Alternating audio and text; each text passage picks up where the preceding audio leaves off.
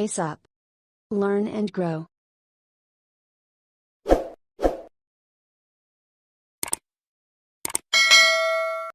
Hello friends, welcome to our channel Pace Up. आज हम देखने वाले हैं अपना नेक्स्ट इंपॉर्टेंट टॉपिक, जो प्रीवियस टॉपिक जो हमने पढ़ा था नॉलेज एंड इट्स टाइप, उसका ही कंटिन्यूअस फॉर्म है। Difference between knowledge and information. Knowledge क्या है हिंदी में, जिसे हम बोलते हैं ज्ञान। क्या बोलते हैं? ज्ञान। कहाँ से आता है? कलेक्शन ऑफ डेटा से। डेटा कहाँ से आता है? डेटा मिल मिल के बनती है एक इंफॉर्मेशन। तो इंफॉर्मेशन क्या है? सिर्फ एक सूचना है ना? तो एक दूसरे से लिंक्ड तो है ये, लेकिन इनमें डिफरेंसेस भी हैं। तो चलिए देखते हैं एक के बाद एक क्या क्या डिफरेंस है। पहला difference, it refers to data unrefined fact does not depend on information is a low level knowledge. Example student score. तो अब सबसे पहले इंफॉर्मेशन जो है वो कलेक्शन ऑफ डेटा है। अब कलेक्शन ऑफ डेटा कोई जरूरी नहीं है कि हर किसी व्यक्ति के लिए इंपॉर्टेंट हो, या हमारे लिए ही जितने शब्द है या जितनी चीजें हैं वो इंपॉर्टेंट बन जाए, क्योंकि वो अनरिफाइंड है, अनऑर्गेनाइज्ड वे में हमें बताई गई है, मिली हुई है कहीं से भी, चाहे न्यूज़पेपर से, इंटरनेट से, या अगल बगल से कहीं से भी सुन करके। तो वो होता है data. That has some meaning by way of relational collection. कुछ मीनिंग अगर हम जोड़ना चाहें तो रिलेशन हम उसमें बना सकते हैं। जैसे कि अब हम स्कोर कार्ड देख रहे हैं अपना बच्चों का, तो तब हम ध्यान देंगे कि भाई 80 मार्क्स का थियोरेटिकल पेपर था, 20 मार्क्स का प्रैक्टिकल था, दोनों को मिलकर के जो मार्क्स आए हैं वो हमारे सामने टोटल मार्क्स हैं। तो वैसे अगर हमें डेटा मिलता कि 30, 45, 80, 90, हमें उससे कोई मतलब नहीं होता, क्योंकि ये डेटा नंबर्स हैं सिर्फ हमारे लिए। लेकिन जब हम अपने बच्चे का रिजल्ट देख रहे हैं, मान लीजिए, या हम अपना खुद का रिजल्ट देख रहे हैं, तब वो हमारे लिए एक इम्पॉर्टेंट इंफॉर्मेशन बन जाती है। तो इस तरीके से डेटा जब हमारे लिए कुछ इंपॉर्टेंट काम करने लगता है, वो हमारे लिए एक सूचना, एक इंफॉर्मेशन बन जाती है। उसके ऑपोजिट में अगर हम देखें तो नॉलेज क्या है? It refers to a deterministic process where patterns within a given set of information are as certain. यानी कि नॉलेज एक सर्टेन तरीके से ग्रैस्प किया जाता है, लिया जाता है। जैसे आप सब्जेक्ट सी देख लीजिए, आप एकदम से नहीं पढ़ने लगते हैं कोई भी चीज है, उसको एक पैटर्न की तरह आपको पढ़ाया जाता है, समझाया जाता है छोटे से, और अब आप जब कॉलेज या और हाई लेवल में पहुंच जाते हैं तो आप एक उस स्टेज पे पहुंच जाते हैं कि आप खुद समझने लगते हैं कि आपको किस पैटर्न में पढ़ाई करनी है, किससे रिलेट करना है एक से एक चीजों को, और कैसे एक के बाद एक स्टेप बाय स्टेप पढ़ना है। अगर आप उस चीज को नहीं कर पाते तो आपको वो सब्जेक्ट टफ लगने लगता है, या आपके लिए वो चीजें डिफिकल्ट हो जाती हैं। Next, it deals with the way data is related. हमें जैसा डेटा मिलेगा हम उस तरीके से उसके बारे में सोचने लगेंगे। मान लीजिए हम टीवी देख रहे हैं, वहां पे वेदर फोरकास्ट आ रहा है, यानी यहाँ पे बारिश होने वाली है, यहाँ पे बहुत तेज धूप निकलेगी, तो हम उस तरीके से हम रिलेट करने लगते हैं। मान लीजिए हम किसी पर्टिकुलर स्टेट को बिलोंग करते हैं, तो हम उस पर ज्यादा फोकस करेंगे इंस्टेड कहीं और के बारे में।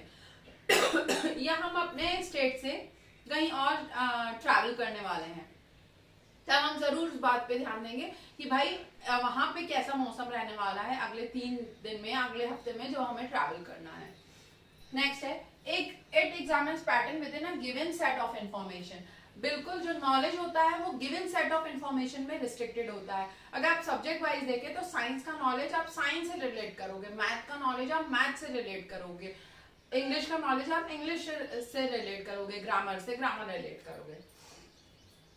It does not need any cognitive ability. Information में आपको दिमाग, बुद्धि, एक्स्ट्रा दिमाग लगाने की जरूरत नहीं है, क्योंकि वो ऑलरेडी इंफॉर्मेशन है आपके लिए, आपको बताई जा रही है कि ये इंफॉर्मेशन है, या आप कहीं से उसको कलेक्ट कर रहे हो। लेकिन नॉलेज लेने के लिए it need some cognitive and analytical ability. Some तो नहीं, मुझे लगता है बहुत ज्यादा आपको कॉग्निटिव, दिमाग, बुद्धि का उपयोग करना पड़ता है, और एनालिटिकल एबिलिटी, एनालाइज करना पड़ता है कि हमें कितना नॉलेज लेना है, हमें कितने की जरूरत है, हम कितना ग्रैस्प करके रखें, और हम एग्जाम में उसको कैसे यूटिलाइज करें। Fourth point, it would have been retrieved about that transaction.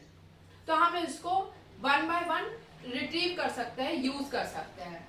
उसके ऑपोजिट में it doesn't, it itself provide for integration. हम इसमें से कुछ निकाल नहीं सकते, क्योंकि ये खुद ही बहुत सारी इंफॉर्मेशन को मिलके इंट्रीगेट करके इकट्ठा करके बनी हुई है नॉलेज।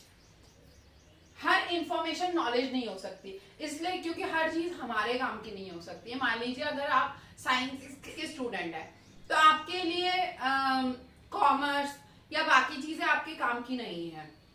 उसी तरीके से एवरी नॉलेज इज इंफॉर्मेशन, लेकिन हर एक नॉलेज एक इंफॉर्मेशन है, हर किसी के काम की है, कहीं ना कहीं से उसको रिलेट करती है।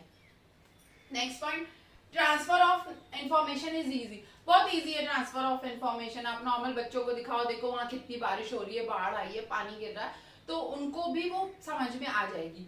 लेकिन ट्रांसफर ऑफ नॉलेज जो है वो बहुत डिफिकल्ट है, क्योंकि उसका एक फिक्स पैटर्न है, एक प्रोसेस है। आपको ये पढ़ना पड़ेगा तभी अगला पार्ट समझ में आएगा। जब इतना समझ लोगे तब आप उसके आगे प्रोसीड कर पाओगे। तो नॉलेज लेना इट्स नॉट इजी। आप 5th क्लास के बच्चे को 8th क्लास की मैथ या साइंस, तो जो इंफॉर्मेशन है पहले तो वो अनरिफाइंड है और वो कैन बी रिप्रोड्यूस। आप बार बार देख सकते हो, भाई हर दिन का मौसम बदलता है, राइट? तो फिर से आपको नई इंफॉर्मेशन मिल जाएगी। लेकिन जो नॉलेज है वो फिक्स है। आपने देखा होगा बुक्स जो हैं, आपने 5th 6th 7th 8th 9th 10th सभी में पढ़ा हुआ है, तो वो पैटर्न फिक्स है। कुछ चेंजेस उसमें, पिक्चर चेंज, कुछ एग्जाम्पल्स चेंज होते हैं, बट वो फिक्स नॉलेज चला आ रहा है, तो with that cannot be reproduced, वो बन चुका है। This can be written from graphs, images, videos. मतलब जो इंफॉर्मेशन है वो कहीं से भी आप ले सकते हो, चाहे पिक्चर देख के, चाहे ग्राफ्स से, या फिर कोई वीडियोस से। लेकिन जो नॉलेज है दिस इज इंटरनल और पर्सनल एक्सपीरियंस। इंटरनल या पर्सनल इसलिए क्योंकि जब क्लास में टीचर पढ़ाती है तो हर एक के दिमाग में एक टॉपिक का अलग अलग इम्पैक्ट पड़ता है। उसने उससे क्या सीखा, क्या उसका पर्सनल एक्सपीरियंस रहा है, प्रीवियस नॉलेज रहा है उसके बारे में, उस पर नॉलेज आपका डिपेंड करेगा।